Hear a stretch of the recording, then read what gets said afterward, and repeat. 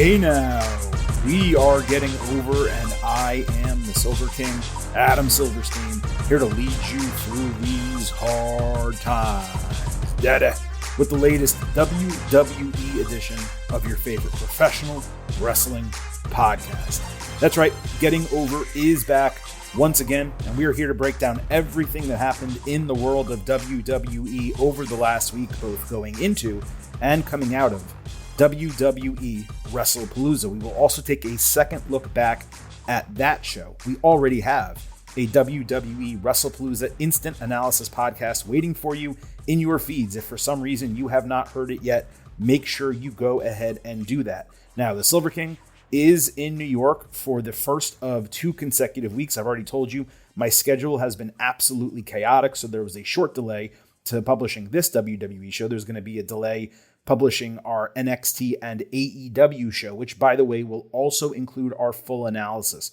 of AEW All Out. I've watched everything except for the final 3 matches of that show, and because it was 5 hours long, it was basically impossible for me to do it before or during my travel. So here I am in a hotel, and I'm trying to fit it in. We will get it done at some point over the next couple of days. That is why both of these episodes are delayed. But we have a ton to discuss today. We're not going to cut any corners outside of the fact that Silver King is doing this show solo, and this has nothing to do with vintage Chris Vanini. He is not traveling. He is not unavailable. It is purely the time in which I needed to tape.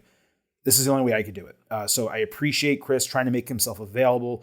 I appreciate myself for trying to make it work with him, but at the end of the day, we just couldn't do it. I will do my absolute best to ensure next Tuesday's WWE episode involves your boy, my boy, vintage Chris Vanini. With that said, let's get into it today. You know off the top, the Silver King needs to remind you that the Getting Over Wrestling podcast is all about the 5. So head over to Apple Podcasts and Spotify. Leave a 5-star rating on Apple. Take a little extra time. Leave a 5-star written review. If you do, we will read it live right here on the show. Also, don't forget to follow us on social media at Getting Overcast. You'll get episode drops, news, analysis, highlights, all of that good stuff on Twitter and Blue Sky. On YouTube, you can listen to the show via audio, and you can watch full-length video interviews that we have conducted as well. Again, across the board at Getting Overcast. Oh, I did forget to mention, clearly I'm not using my normal microphone, my normal setup at home,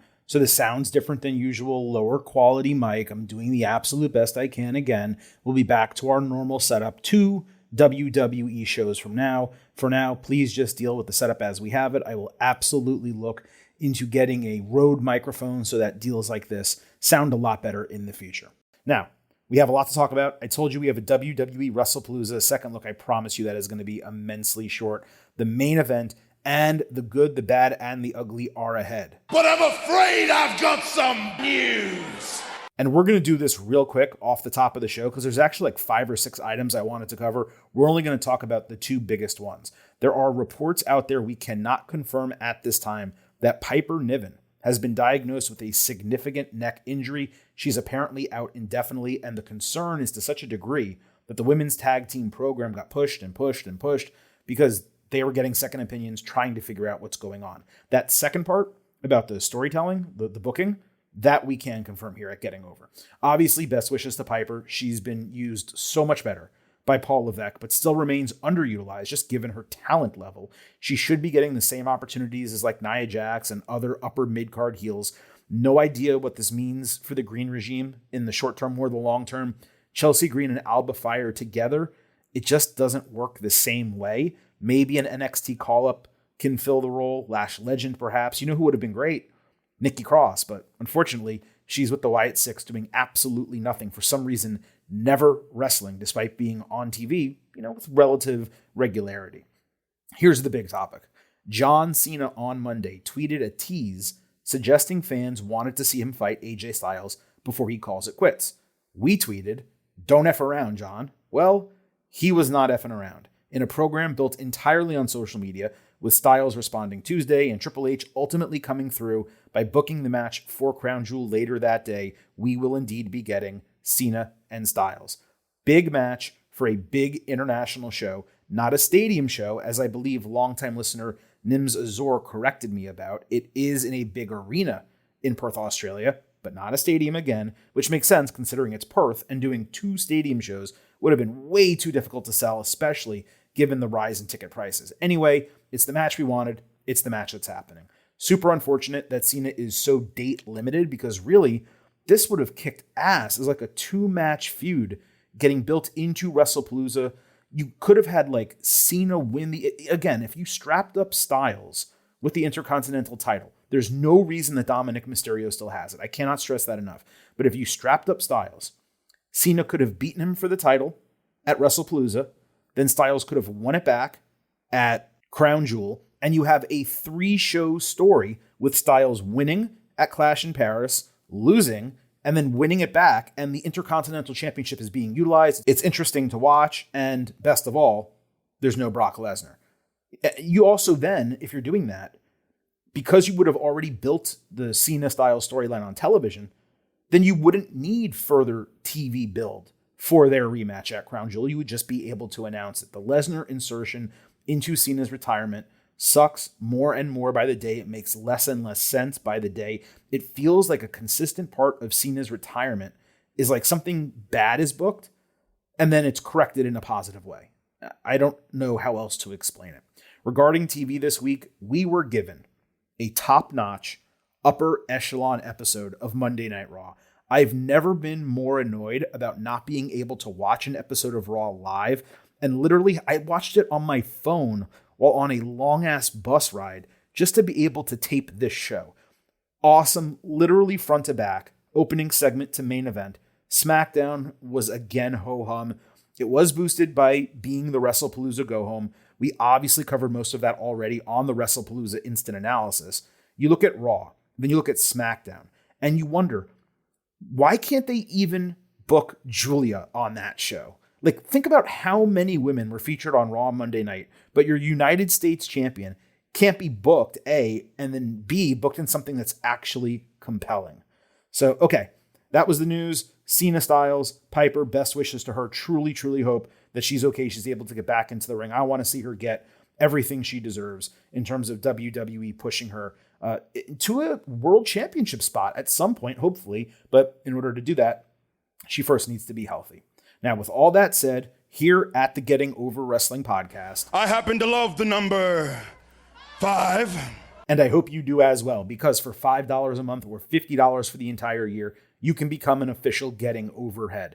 Just visit buymeacoffee.com/gettingover, sign up. You'll get bonus audio, the fastest 5 minutes in professional wrestling, instant reactions to every major show, and exclusive news analysis posts every week. Again, that is buymeacoffee.com/gettingover. We're a free show. We're an ad-free show. The reason to subscribe is to support us, but we try to give you additional content as well, and many of you love that additional content. We greatly appreciate your support, and we greatly appreciate those of you who continue to sign up. We do have a couple of new subscribers, a couple of new 5-star reviews. Again, I really just didn't have the time on today's show to get to it, so we'll shout all of you out, I promise, next week, the week after, some point very soon. All right, let's move into this WWE WrestlePalooza second look, and I promise this is not going to be long. Off the top here, I need to adjust my overall show grade. As I said on the instant analysis, I basically watched WrestlePalooza chopped up between parts of the football game and then some of it after it was over. During my long trip to New York, I was able to rewatch front to back. And yeah, it was not in any conceivable way an 89 out of 100 show. But I also don't believe it's a C-level show, like some people are suggesting. Io Sky Stephanie Vaquer was not only the match of the night, it was one of the best matches of the entire day. The mixed tag team match was excellent for a bout of its type, and at 30 minutes, it actually flew by. So those are 2 high-quality matches out of 5 on the card. Then you had Cody Rhodes, Drew McIntyre, which was a storytelling match that did its job, but really didn't stand on its own. It had a specific purpose, though. The same goes for John Cena and Brock Lesnar, except that one was actively bad and insulting, considering the promotion and the spectacle of the show.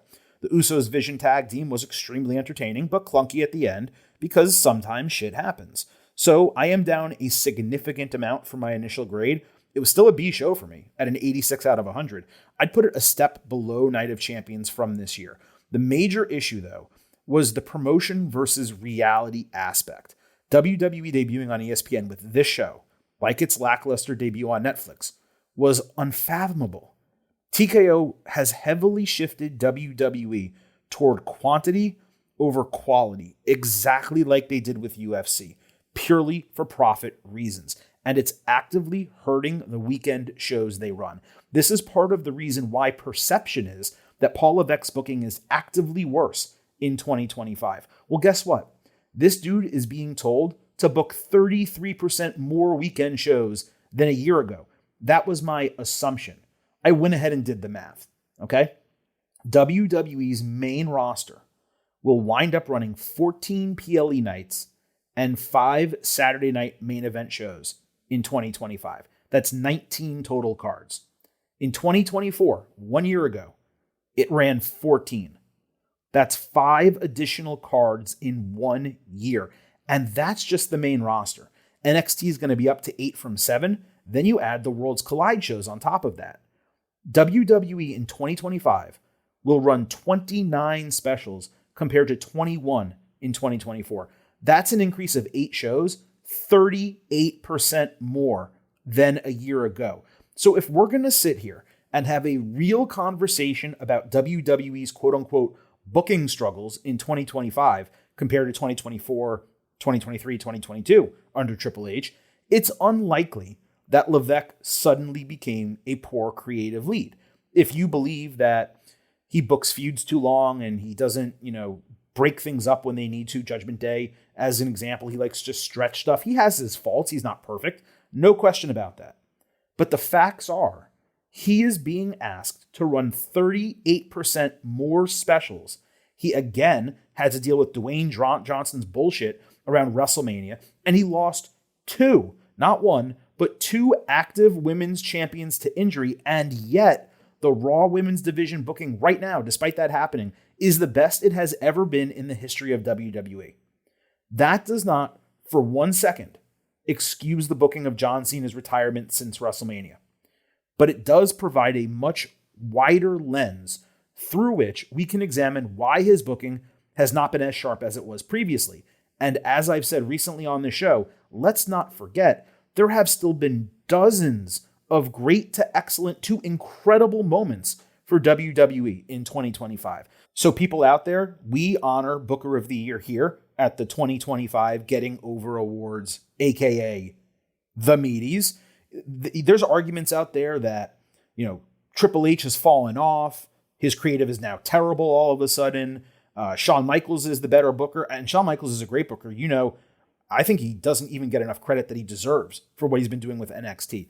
And that AEW's booking is so much better this year, which it is, by the way. It is better AEW in 2025 than 2024, maybe even 2023. So they've improved markedly. But to go ahead and suggest that because singularly the Cena retirement run is not being booked as well as it can be, again, you're forgetting individually there have been excellent moments within that. It's the totality of it that is problematic. But to suggest that one thing or, the return of Lesnar or whatever suddenly negates all of the quality booking that he's done this year, or that we should ignore the fact that he's being asked to run 38% more creative when it comes to weekend specials from 1 year to the next, I am not going to discount that. That is huge in my consideration for who I'm picking for Booker of the Year. And frankly, if you're comparing a guy who is running WWE creative like Paul is to someone, let's just say Tony Khan, for an example, with AEW, where you guys listen to our Thursday show, what do we talk about constantly? Matches happening for no reason, matches being booked on pay-per-views with no reason whatsoever, people becoming number one contenders, just coming into the company, and then all of a sudden getting a title match. You can't tell me that creative is better than what WWE is doing. You may like the matches more at AEW. You may like the booking of the head versus head bouts because Tony Khan is a fantastic matchmaker. We've always maintained that. But you cannot tell me that AEW in 2025 or Tony Khan as a booker is putting out better storytelling, more major moments, or anything close to that when you compare it to what Triple H and WWE are doing. And that is not a WWE versus AEW thing. We don't play preferences when it comes to we're not rooting for WWE and, playing down AEW for one reason or another. I'm simply saying when it comes to the creative part of professional wrestling, One company is really deep in it, doing a great job. Another company is getting better at it after really struggling. And the company that is still doing the best job when it comes to creative and storytelling is WWE, despite multiple faults in 2025 that did not exist in 2024. So that was really what I wanted to say about WrestlePalooza. I will give one more take, though, on the Cena-Lesnar match. Putting aside the fact that we didn't want this feud in the first place and don't want a rematch, this booking probably would have been okay on a normal, non-significant show. But with WWE promoting the hell out of WrestlePalooza and it supposedly being this massively impactful debut on ESPN and Triple H saying this is the final form of wrestling, how do you run this match this way and open your showcase with it? That, to me, was even more offensive than the concept of Cena-Lesnar, which I don't like. I hate. But I can at least acknowledge and understand it from a business standpoint. This was not just bad booking, it was bad business. The only worthwhile part of it was the entrance with all the kids and the post-match shots of the kids crying. But at the end of the day, none of that is that important compared to putting on quality content for a dude's retirement run. So again, two things can be true. That the Cena-Lesnar thing absolutely sucked. It shouldn't have happened. And many parts of Cena's retirement run have been actively bad to terrible. And yet, the vast majority of what WWE is putting out there is still creatively strong, as we're going to talk about, by the way, later on this show. I will also mention you guys sent in a lot of questions and comments. Again, I don't really have the time to get to them here. My schedule this week is really frustrating. So for the sake of time, let's kind of wrap this all up because we know the Women's World Championship match was the best of the night. As I said earlier, I maintain Cody Drew was better than many are saying. It pushed stuff forward. The mixed tag was a lot of fun. It was close to being great. It's going to get a chance to reach that marker next week. I will go through all the questions and comments we received. I will fit in whatever I can, either to next week's WWE show or possibly the week after that. What I will address is one question I got after SmackDown. Brendan in Boston, at Brendan in Boston on Blue Sky, said it's really cool seeing Corey Graves bump, but I hated everything about that segment. Didn't they suspend Gunther for exactly this earlier in the year? So he's obviously referring to the Brock Lesnar F5s on Graves. They did briefly suspend Gunther for doing that to Pat McAfee, but it was real quick. He came back almost right away, and they were specifically building a match, so he couldn't literally stay away. Lesnar wasn't going to get suspended, even in kayfabe, A, when he has a match on ESPN, a huge debut, and B, because he's Lesnar. He's always been above the law in WWE kayfabe, usually because Heyman's handling of his contracts. I had no issue with this other than that it was a wasted opportunity for him to cut a promo on Cena, which we didn't get until like a 30-second snippet on the countdown show before WrestlePalooza. Another huge issue with the Cena-Lesnar feud. All right, that wraps up the WWE WrestlePalooza second look, whatever the hell that was. We have a lot of shows still left. We're going to talk about everything that happened on Raw, all the remnants from SmackDown. We're kicking it off, as we always do, by sliding into the main event. This is the main event. Cody Rhodes, despite being the WWE champion on SmackDown, opened Raw. Of course, this made sense. They are building to Crown Jewel. He got a great ovation. Seriously, those boos are coming any day now. The Vision, sans Becky Lynch, interrupted as Cody showed off the Crown Jewel Championship ring, which remains ridiculous. Seth Rollins said he's been eyeing this match since SummerSlam, and when it comes to both of them, given their history, this is about a lot more than just winning a match. I want to pause for a second here. Normally, when we analyze wrestling, or WWE in this case, we do so thinking ahead, because WWE does pride itself on stories and connecting dots under Levesque. I feel like a lot of the analysis we did for WrestlePalooza, unfortunately, didn't take the realities of Crown Jewel into account. We kept talking about what such results would mean for Survivor Series, Royal Rumble, even WrestleMania, completely forgetting about these champion versus champion matches. So while we both predicted Cody to beat Drew McIntyre because Cody always wins and Drew always loses, I do wish I had provided greater context in that Cody Seth is absolutely the right match to do in a champion versus champion scenario, given their history. Not providing that context to you, our listeners, over the last 2 weeks, blame it on my mind being scrambled with football, preparing for my New York trip, whatever you want. But not providing that context did you all a disservice on where your heads should have been going into WrestlePalooza.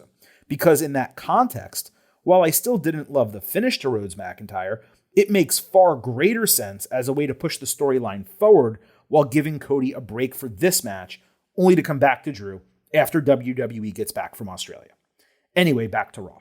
Rollins said he doesn't care what the fans or CM Punk even think about him, but he does want to know what Rhodes thinks. Cody said Seth made some questionable choices, but he changed his life and career by having the courage to face an unknown opponent at his WrestleMania return, go to war with him in Hell in a Cell, and then actually be his Shield at WrestleMania, firmly establishing the Rhodes family name in the upper echelon of WWE history. That's twice I've used upper echelon on this show. Cody he asked what Seth thinks of him because Rollins can be not just one of the best, but the best of the best on any given night. And that's not the dude who needs the vision behind him. Rollins showed off the WrestleMania 40 Rolex that Rhodes gifted to him, saying Cody only praises him when it suits him, behind his back and to the media. Cody said he's a QB1, the guy who should lead WWE into its future, which is what Seth's vision is attempting to establish with him on top. The only reasoning can be that Cody disrespects him and the vision, which he will ensure happens by any means necessary because he's the alpha. Rhodes recalled his 3-0 record against Rollins, saying they were all clean wins, basically wondering if Rollins had the guts to run a fourth match straight up. This was a top-tier segment, frankly, and I don't throw this word around. For a relatively nothing show like Crown Jewel, this is a brilliant storyline and angle for a main event match. We also learned here that the rings don't change hands. They get accumulated like Super Bowl rings. That's an interesting but necessary twist to kind of differentiate them from titles. It actually makes me enjoy the concept a lot more than I otherwise would. But back to the brilliance of this. Tying in Cody's QB1 shtick with Seth's vision, bringing their rivalry from Rhodes' return full circle into them both being the men's world champions of WWE now meeting in Perth, you could run this match with this storyline at any major show. It's a better story than anything that was on WrestlePalooza. And it's possible it's a better match than anything that was on that card. Here's the key, and I actually made this note before Raw. Rollins must win this match, and he must do it without any outside interference, at least to the point where it happens like earlier in the match and then 5 or 10 minutes transpire and then he eventually wins. I was hoping this stipulation would get added the way the promo was going. No outside interference, or at least none of the vision ringside. Disappointed it was not. It could obviously get added in the next week or the week after. It's okay if Rollins cheats to win. He's a heel. But ideally, he needs to do it on his own. He cannot run as the leader of the vision and lose to a guy claiming to be QB1. And he cannot go 0-4 against Rhodes and claim he's the top guy in WWE. Cody can absolutely take the loss. Don't forget, he's been selling being worn down in matches. And frankly, I'd have Seth injure him further in the match, setting up a loss to Drew at Survivor Series. Back-to-back L's for Cody. It sounds like a non-starter on its face because the dude never loses. But it is absolutely the best possible way to book him. It's also the best way to book Rollins, McIntyre, and the championships coming out of 2025 into 2026. Hell, you could even add to the vision if necessary. Beyond this segment being great, the immense amount of continuity paid off so well as a viewer. Rollins individually kicked major ass on his part of this promo, some of his best mic work in a long time. This continued sort of backstage. Becky Lynch was feeding into Rollins' insecurities, suggesting the Rolex was probably fake, like Cody, a phony. Let me say something about this watch. And I hope this does not offend any Rolex wearers out there. But I have been in the market of late. And personally, just my opinion, if you're getting a Datejust, you go with a fluted bezel and a Jubilee bracelet. Or you go with a smooth bezel and an oyster bracelet. This watch is fluted and oyster, which really makes me question Cody's decision-making and his style, at least when it comes to watches. If you have absolutely no idea what I'm talking about, go to the Rolex website, find Datejust, do some configurations. You'll understand exactly what I'm saying. Okay, I digress. Bex continued ranting about Cody, the Usos, and Knight, even doing her greatest, bit to her husband as he was fuming, which was just really funny. She said everyone is trying to steal their success, and they've been far too lenient dealing with everyone, including CM Punk, AJ Lee. Then she stormed out, prepared to make an example. The only problem We never saw her again on Raw. So, like, where did she go and what did she do? No conversation with Adam Pearce, nothing live in front of the crowd. That part was a little bit hollow because it seemed to suggest that something else was coming. But man, oh man, was Lynch on fire here. Between the Nikki Bella promo, everything with Punk and AJ, and now this, she is straight up crushing it week after week. I will let others try to convince you that repetitive sexual innuendos are even in the same stratosphere as what Bex can do on the mic and with her character. My argument is literally what Bex is accomplishing on screen week to week. That one individual line, 4 letters, 1 word, 1 brain cell, absolutely effing sent me. Not that Rollins needs motivation to be a heel, but the fact that in kayfabe, his wife is so firmly aligned with his level of thinking and perhaps even more of a heel than he is comparatively, that is super unique. It's really engaging for me as a viewer. I do badly want a segment with Bex and the Braun Brawns to kind of tie her involvement in the Vision together, not just with her husband. She should treat them almost like younger cousins or nephews, something like that, even though Bronson Reed is literally 18 months younger than her. But this was great top to bottom Monday night.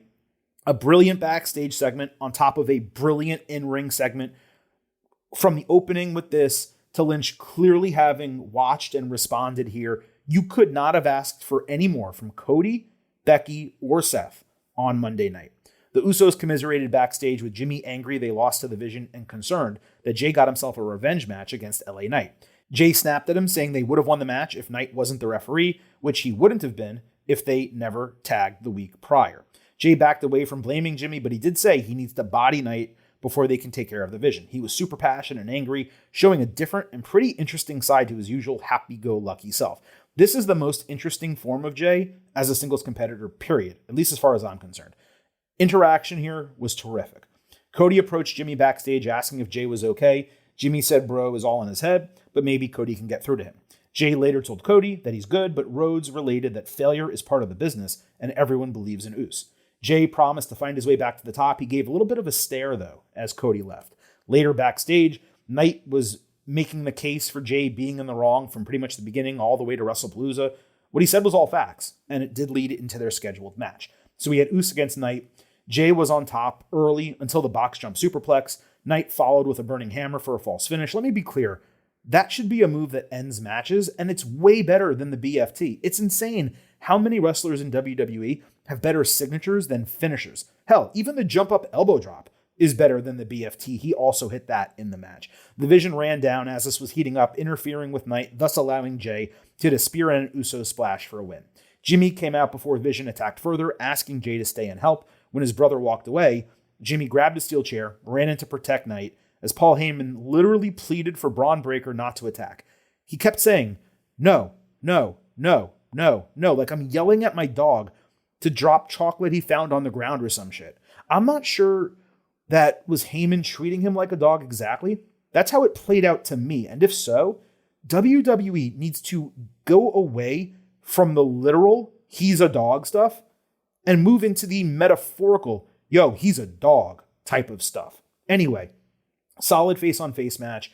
Jay showed some tweener tendencies again. The finish made sense too, and considering most of Raw was clean, it was perfectly fine to use the interference spot here. It was later announced the Usos and Vision would rematch on Raw in a tornado match. So the same match from WrestlePalooza 2 weeks later with the stipulation that actually should have been used on that show. I believe we said that.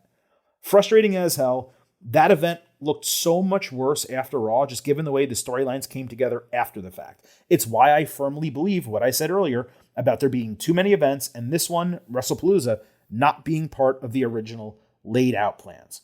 All right, that wraps up the main event. Covered a lot already, but we have a ton left from Raw and SmackDown to get to, and we're doing it as we speak by moving to the good, the bad, and the ugly. Hey, yo.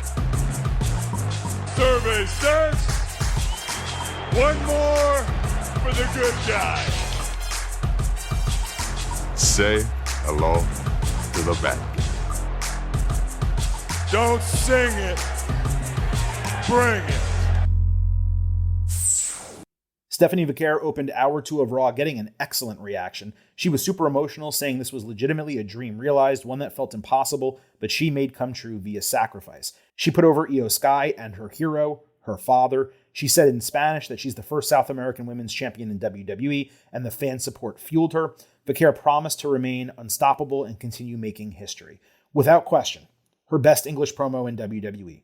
Basically flawless. That's a major credit to her learning the language so well, understanding that her chances for major success on the main roster would only be increased by doing so. Vaquer chose to be patient, start in NXT. She came out on the other side with excellent matches and much better English-speaking abilities as a fully formed top-tier superstar. This was an obvious good.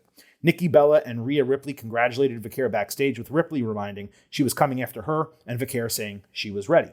Kabuki Warriors came in with Asuka looking insane in a good way, wearing like a Versace-like shirt with her clown makeup. She was all high and mighty that Io is a real champion and Stephanie is not. Vaquer paid it no mind, happy to fight her whenever, but Ripley got in her face, saying she tried to respect her for Io, but they were both sick of each other and they decided to fight.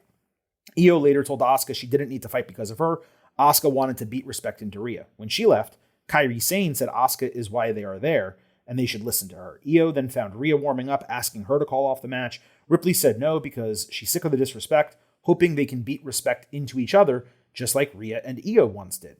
Rhea told her to be careful with Asuka, saying Io can't trust her, to which Io said, she's family, maybe I can't trust you.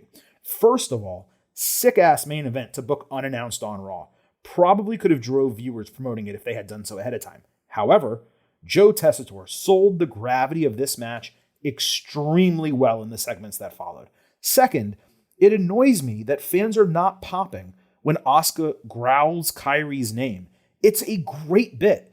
They're repeating it weekly, sometimes twice. They did it twice on Monday night. And there's just no reaction from the crowd. They should be laughing their asses off at it. It's great. Seeing Nikki constantly involved around these women, it feels out of place for some reason, but she did fine. Definitely ready to see this division just explode coming out of this. And the way Io went to both sides, knowing nothing positive will come out of the match, it was a perfect way to not just stick her in the middle conceptually, but more in a literal sense. There was also a possibility that this ended with both of them mad at her, but either way, this was good. I also want to note, many weeks, this would have been part of our main event, but with so many parts of the men's storyline, it would have just been far too much to load into that portion of the show. But regardless, this was main event level, this entire storyline. So Ripley and Asuka, it was the main event. I'm a big Alicia Taylor fan, but she announced Kairi Sane, which was really odd. Ripley hit a nice suplex with a bridge and a cannonball off the apron in the midst of Asuka working her leg. She added a superplex later, but the form was not great. Real rough landing, plus a Razor's Edge and a Shining Wizard. She does it so much better than Damian Priest, the Razor's Edge. Asuka countered Riptide into an armbar, then beat her up with flurries of fists and kicks. Kairi didn't interfere as Asuka wanted. That led to an argument. Ripley countered her off the ropes with an anti-air dropkick. Kairi basically decided to interfere but took too long, getting caught and bounced off the apron by Asuka, who missed Emperor's impact on Ripley. Rhea then caught her in a small package, not a roll-up, coming back for the 1-2-3. Asuka immediately spat like a gallon of blue mist on Rhea's face and really her entire torso. She looked like a Navi. This is her brutality. Sane began beating Ripley at Asuka's behest, leading to Sky running out to protect. Asuka appeared to calm down and cry. They actually hugged, only for Asuka to back fist her in the face and demand Sane attack her too. Kairi did after a long conflicted delay, hitting the assisted insane elbow as Ripley sold the hell out of the mist, yelling Io's name as Raw went off the air. I remember being relatively unimpressed with some of the prior Ripley-Asuka matches, just given their immense talent level and extremely high expectations when they, get in the ring together. This was the second longest of their 7 one-on-one bouts, and it was their best by far. 4 stars A-, match of the night, proper main event. Would have been a flat A without the Kairi stuff, almost went there anyway. First time they fought in 3 years, you could tell how much better Rhea worked and how much smoother they ran this together. Credit to both of them. Obviously, I'm a massive fan of the booking here. Been projecting this match for about 2 months now, and it's going to be huge in Perth. It's not going to main event the show.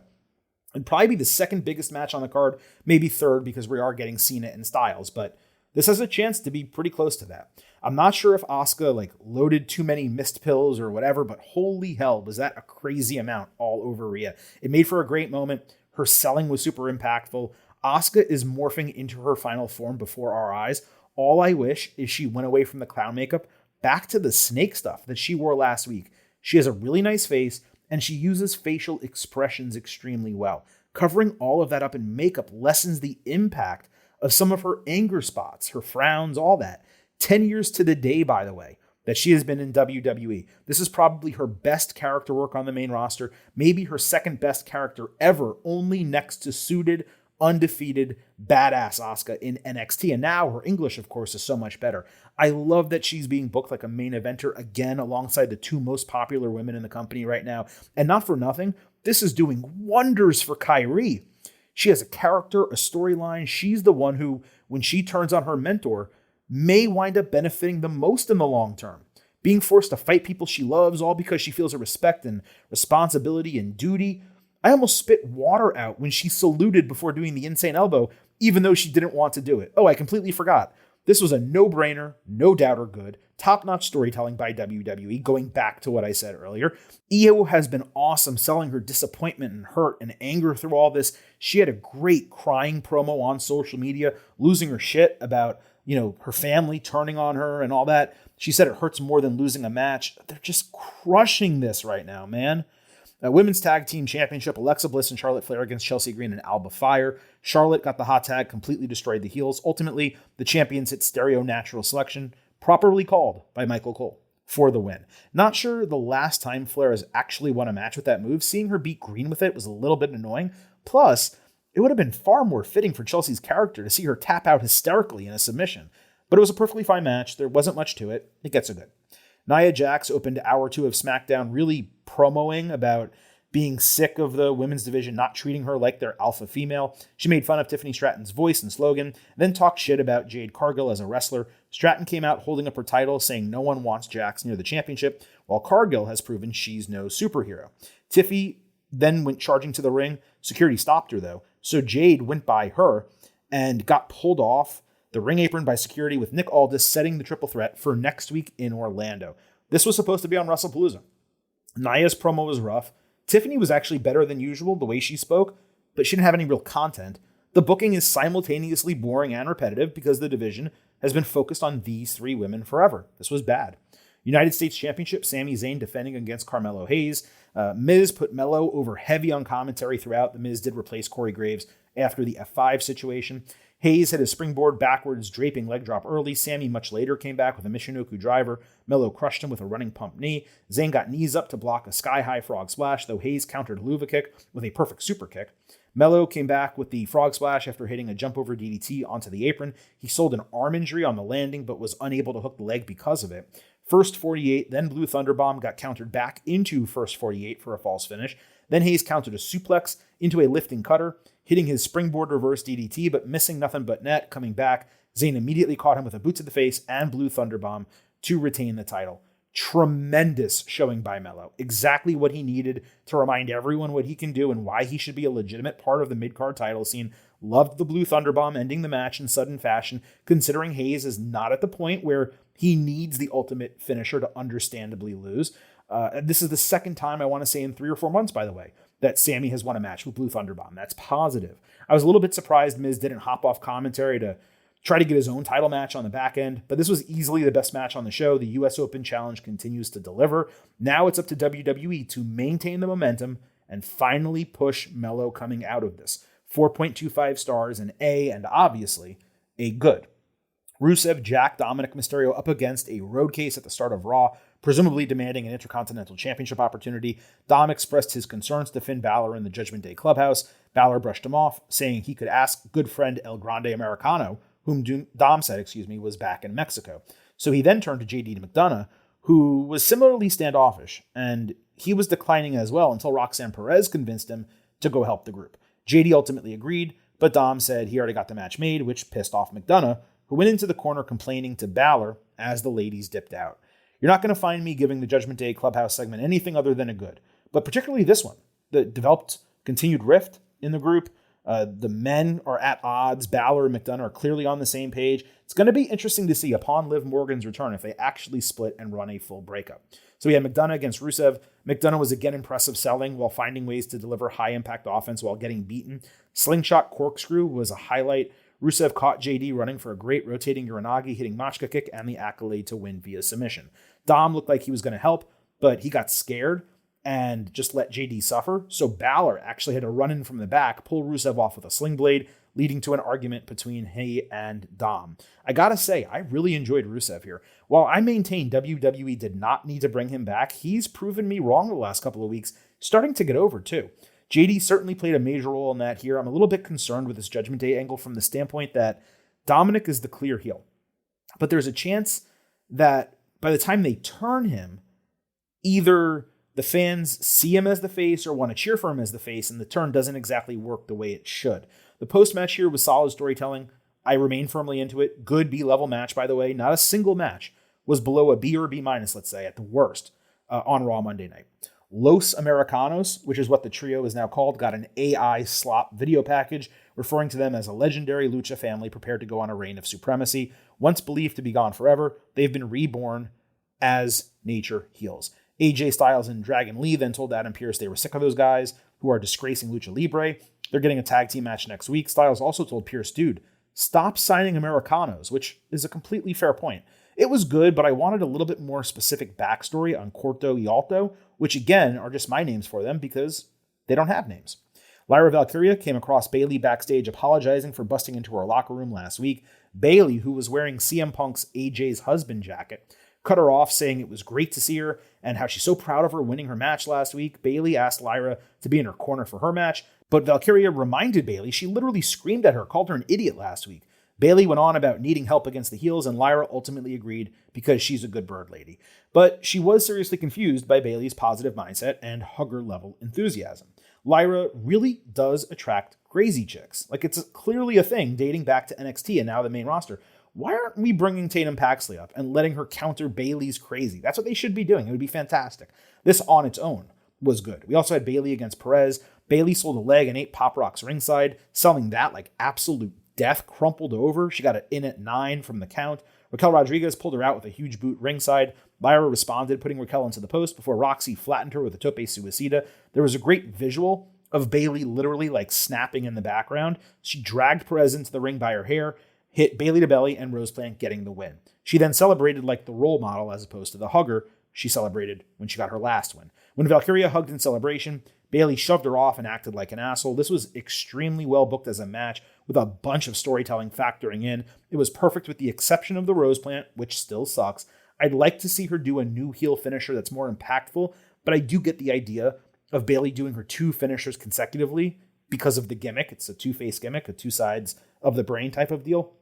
Lyra being sweet and forgiving, yet naive and confused. It's the ideal foil for this character. Easy good, again, a B-level match. Penta and War Raiders fought New Day and Grayson Waller in a no disqualification. Cool double move where Ivar squashed Waller into the ring apron with a crossbody as Penta did a tope con hero into New Day. Kofi Kingston hit a boom drop off the ropes through Penta on a table ringside. Great spot. Eric did a double powerbomb off the ropes, but Ivar missed a double doomsault before catching Waller for a rolling catch Liger bomb on the apron. Penta put Kofi through a table with a toss belly-to-belly suplex before hitting Waller with an avalanche Mexican destroyer, both of them coming off the ropes for the win. All-time sales job by Waller. Seriously, 10 out of 10. Tremendous match, better than anything except the women's match from WrestlePalooza in terms of bell-to-bell ring quality.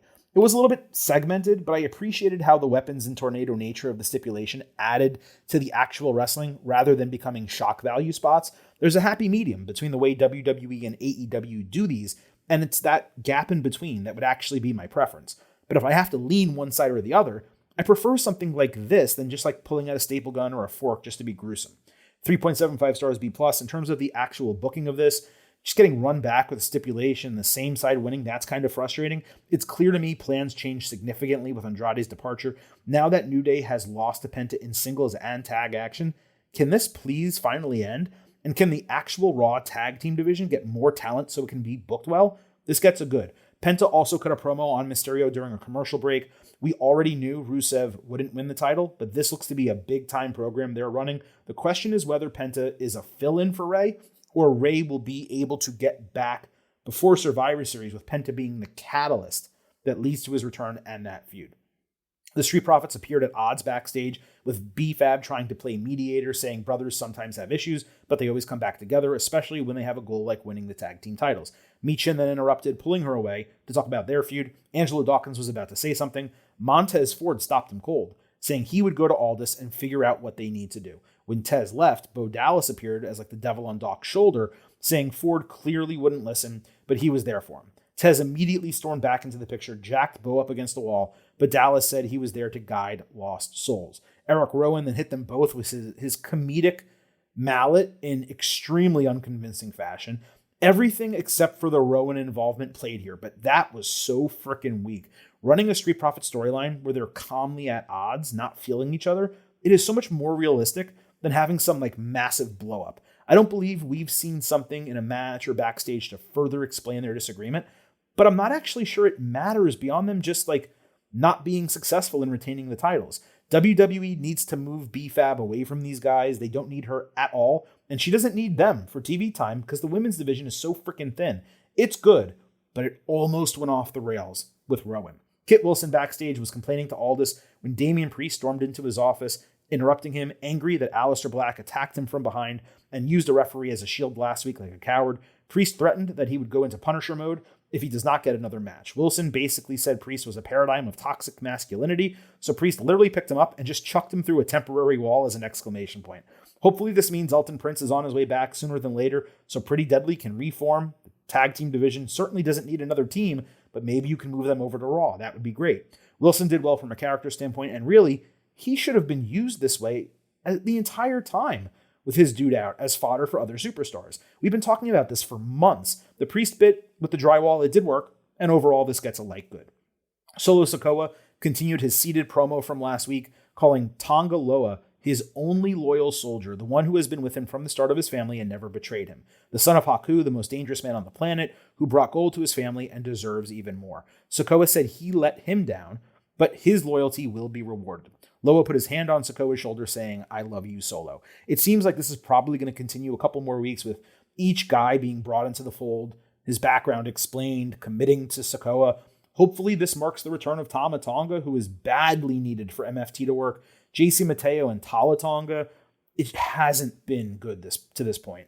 But for the second week in a row, I gotta say, Solo was good. I love the way he's speaking and laying everything out. R-Truth and Los Garza had a completely promotional backstage segment talking WrestlePalooza on ESPN, how to access it. It was WWE's entire ESPN promotion. And it was a bit misleading, with Truth saying anyone who already got ESPN could access it. Then he amended it to saying most providers would have access. It made no sense for Los Garza to be almost baby faces in the segment. And frankly, it wasn't even funny. Truth did the same thing later with Dragon Lee and Motor City Machine Guns. And should this actually be graded? No. But you know what? It was so bad that I'm giving it a bad. And lastly, Maxine Dupree backstage put herself over to Pierce, asking for an opportunity considering she's been training twice per day. She said she would fight anyone. Pierce agreed as long as Dupree was patient so he could find the right situation for her, stating that the Raw women's division was stronger than ever at the moment. The real-life answer here would be sending her down to NXT because she's not good enough to be on the main roster. No grade on this. I will say it looks like the Alpha Academy deal as a whole might be on the outs. It would be sad to see them go, but there's really not a place for them anymore. Even if Otis can still get crazy over with fans, maybe they can use him as like an ambassador / wrestler, something like they're doing with Omos and they did, with other people previously. Natalya wasn't here. Is she going to be Natty? Are we going to see her on Raw again? What's happening? Like, it's very confusing. I mentioned earlier, there was no Julia on SmackDown at all. The storytelling for her is just in the dumps, working a program with Michin and B-Fab, Kiana James involvement. This thing is completely off the rails. Jacob Fatu has been off of WWE TV despite being healthy because Solo Sikoa, I guess, is off TV and neither of them have the United States Championship. I assume that they just don't have booking for him, but find booking for him. He's Jacob Fatu. Get him on television. Let him squash Kit Wilson. Like this, these are the things he should be doing, right? Let him cut his own type of promo like Solo Sikoa is doing. Have him go back home and visit some of the places that he grew up and show us the struggle, that he's come from. Like, why are you not doing anything with this guy? There's a lot of stuff you can do that doesn't require him being active in a feud. So that's why SmackDown is so frustrating compared to Raw, which can even get Maxine Dupree on television. Yet SmackDown can't get the United States Women's Champion on the show. This is my concern, dude. Anyway, that wraps up this edition of the Getting Over Wrestling podcast. I appreciate all of your immense patience so far. And then certainly moving into the next week and a half, we will still be delivering every single show we normally would for you here on the Getting Over Wrestling podcast. I'm now realizing that Thursday's show, when it comes to NXT and AEW, it's also going to be the NXT No Mercy Ultimate Preview because, of course, WWE decided to counter-program Silver King's Life, No Mercy, in Fort Lauderdale, extremely close to my house, and I'm in New York, not able to go. So this weekend, at some point, you will also get an NXT No Mercy instant analysis show, along with your NXT and AEW show. And of course, we'll be back next week, same bat time, same bat channel, around Tuesday, with your next WWE episode. On the way out, allow the Silver King to remind you that the Getting Over Wrestling podcast is all about the fight. So head over to Apple Podcasts and Spotify, leave a 5-star rating on Apple, take a little extra time, leave a 5-star written review. If you do, we will read it live right here on the show. Don't forget to follow us on social media at Getting Overcast on Twitter and Blue Sky. You get episode drops, news, analysis, highlights, all of that good stuff. You can also send in questions and comments for the show. We will do our best to read on the air. On YouTube, you can get full-length audio episodes and full-length video interviews, again, across the board at Getting Overcast. Lastly, please remember, I happen to love the number 5. and I hope you do as well. For $5 a month, $50 for the entire year, you can become an official Getting Overhead. Just visit buymeacoffee.com/gettingover. Sign up, you'll get bonus audio, the fastest 5 minutes in professional wrestling, instant reactions to every major show, and exclusive news analysis posts every week. Again, that is buymeacoffee.com/gettingover. We're a free show, we're an ad-free show.